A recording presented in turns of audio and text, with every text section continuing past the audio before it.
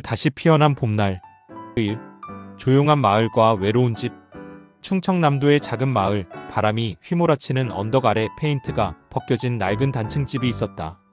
녹슨 대문 안쪽에는 박정임, 76살의 작은 체구지만 평생 해를 이고 일해온 단단한 여인이 살고 있었다. 매일 새벽 그녀는 습관처럼 눈을 떴다. 더 이상 농사지을 땅은 없었지만 손은 본능적으로 벽에 기댄 호미를 찾았다. 오랜 습관은 쉽게 사라지지 않는다. 흙냄새는 여전히 그녀에게 위안이 되었고 마당을 쓸려고 허리를 굽힐 때마다 관절이 욱신거렸다. 한때 그녀는 마을에서 부지런한 농부로 알려졌다. 누구보다 열심히 일하는 여자. 사람들은 그녀를 아랫농 그 억센 아줌마라고 불렀다. 그녀와 남편은 땀과 희생으로 새 아이를 키웠고 한 푼 두 푼 모아 도시로 학교를 보냈다. 하지만 세월이 흐르면서 집안의 웃음소리는 사라졌다. 남편이 세상을 떠났고 아이들은 하나둘 도시로 떠났다. 일과 교육, 그리고 그녀가 한때 그들을 위해 꿈꿨던 그 꿈을 쫓아서 명절마다 아이들은 약속했다. 엄마, 다음엔 꼭 갈게요. 하지만 다음은 결코 오지 않았다. 첫 번째 배심 큰아들. 정임의 큰아들 민수는 서울에서 중견기업에 다니고 있었다. 그가 대학에 들어갈 때 정임은 소 한 마리를 팔아 등록금을 마련했다. 그 소는 5년을 함께 키운 이름까지 지어준 점순이었다. 엄마, 나 꼭 성공해서 편하게 해드릴게요. 민수는 눈물을 흘리며 말했고 정임은 그 눈물을 믿었다. 하지만 결혼하고 아이가 생기자 민수의 전화는 뜸해졌다. 처음에는 한 달에 한 번, 그 다음엔 명절에만, 나중에는 명절조차 회사 일이 너무 바빠서라는 문자 한 통이 전부였다. 어느 날 정임은 용기를 내어 전화를 걸었다. 민수야, 엄마가 허리가 안 좋아져서 병원에 좀 가봐야 할 것 같은데. 엄마, 지금 회의 중이라 다음에 연락드릴게요. 전화는 뚝 끊어졌다. 정임은 핸드폰을 내려다보며 중얼거렸다. 다음에는 언제일까? 그 다음은 석 달이 지나도 오지 않았다. 3. 두 번째 배심딸. 둘째 딸 수진이는 부산에서 간호사로 일하고 있었다. 예쁜 얼굴에 착한 마음씨로 정임은 늘 딸만큼은 다르리라 믿었다. 엄마, 나는 오빠들이랑 달라. 나는 엄마 곁에 있을 거야. 하지만 수진이도 결혼 후 시댁 눈치를 보며 친정과 멀어졌다. 정임이 병원에 입원했을 때 수진이에게 문자를 보냈다. 수진아, 엄마가 입원했어. 좀 와줄 수 있겠니? 답장은 이틀 뒤에 왔다. 엄마, 미안해요. 애들이 아파서 병원 데려가느라 조금만 기다려줘요. 조금이 일주일이 되었고 일주일이 한 달이 되었다. 어느 날 정임은 우연히 수진이의 소셜미디어를 보게 되었다.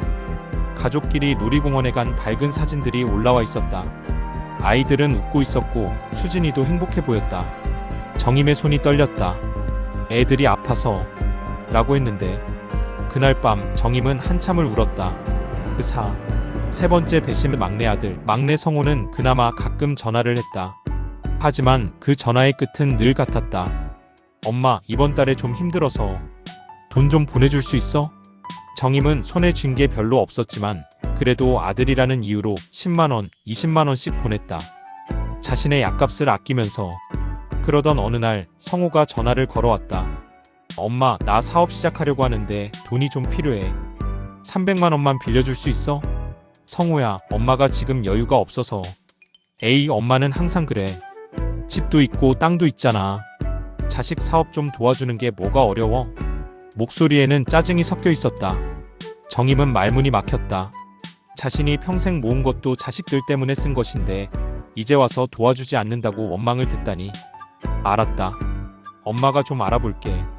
전화를 끊고 난 후 정임은 무릎이 풀려 주저앉았다. 겨울의 침묵. 가장 긴 밤. 혹독한 겨울 아침, 정임은 허리에 날카로운 통증을 느꼈다. 손에 쥐고 있던 주전자를 떨어뜨릴 정도의 통증이었다. 이웃이 바닥에 쓰러진 그녀를 발견하고 구급차를 불렀다. 병원에서 시간은 천천히 흘렀다. 하얀 벽 기계 소리, 지나가는 간호사들. 그녀는 계속 문을 바라보며 아이들 중 누군가 나타나기를 기다렸다. 일주일이 지났다. 그리고 2주일. 아무도 오지 않았다. 정임은 용기를 내어 큰아들에게 전화를 걸었다. 민수야, 엄마가 입원했어. 좀 와줄 수 있겠니? 엄마, 저 지금 업무 때문에 정신이 없어요. 요즘 사람들 다 그래요. 병원비 필요하면 말씀하세요. 목소리는 차갑고 무심했다. 돈이 아니라 내 얼굴이 보고 싶어서. 엄마, 저 회의 들어가야 해서요. 나중에 통화해요. 뚝. 전화가 끊어졌다. 정임은 핸드폰을 가슴에 안고 한참을 멍하니 앉아 있었다. 병실에서의 깨달음. 병실 창밖으로 눈이 조용히 내렸다. 하얀 불빛 아래 병실은 희미하게 빛났다. 정임은 혼잣말을 했다. 내가 잘못 키운 걸까? 너무 많은 걸 기대한 걸까? 옆 침대의 할머니가 손주들의 방문을 받고 있었다. 아이들은 할머니에게 그림을 그려주고 손주는 할머니의 손을 꼭 잡고 있었다. 정임은 고개를 돌렸다. 눈물이 날 것 같았다. 그날 밤 그녀는 평생을 돌아봤다. 새벽부터 밤까지 밭에서 일하며 아이들 밥을 챙겼던 날들. 낡은 옷을 입고도 아이들에게는 새 옷을 사주었던 날들. 자신의 생일은 기억하지 못하면서도 아이들 생일은 꼭 챙겼던 날들. 그래도 내 자식들인데, 그래도 사랑하는데. 정임의 목소리는 떨렸다. 7. 서운함의 무게. 퇴원한 날 정임은 천천히 집으로 돌아왔다. 마당은 마른 낙엽으로 뒤덮여 있었고 한때 푸르렀던 담쟁이 덩굴은 시들어 있었다. 집에 들어서니 냉기가 뼛속까지 스며들었다. 보일러를 켜는 것조차 아까워 두꺼운 이불을 뒤집어 쓰고 누웠다. 자식들이 성공하면 나도 행복할 줄 알았는데. 그녀의 희생은 자식들의 성공으로 이어졌지만 그 성공 속에 그녀의 자리는 없었다. 어느 날 동네 슈퍼에서 장을 보다가 옛날 동네 친구를 만났다. 정임이 너 아들 잘 됐다며? 서울에서 크게 산다고 하더라. 정임은 억지로 웃었다. 응, 잘 살지. 부럽다. 그럼 이제 편하게 살겠네. 아들이 챙겨주고. 정임은 대답 대신 고개만 끄덕였다. 집으로 돌아오는 길 그녀는 혼자 중얼거렸다. 편하게 살다니. 아무도 전화 한 통 안 하는데. 8. 혼자 보낸 명절. 설날이 다가왔다. 정임은 혹시나 하는 마음에 집을 깨끗이 청소하고 아이들이 좋아하던 음식을 준비했다. 하지만 전날 밤 3명 모두에게서 같은 내용의 문자가 왔다. 엄마 미안해요. 이번엔 처가시댁에 가야 해서. 엄마 애들 학원 스케줄 때문에 못 갈 것 같아요. 엄마 나 해외 출장 가게 됐어. 정임은 핸드폰을 내려놓고 준비해둔 음식을 바라봤다. 갈비찜, 잡채, 동그랑땡. 그녀는 상을 차려놓고 혼자 앉았다. TV에서는 명절 특집 프로그램이 떠들썩하게 나왔지만 집안은 고요했다. 자식 셋을 키웠는데 혼자 밥을 먹네. 수저를 드는 손이 떨렸다. 말하지 못한 서운함.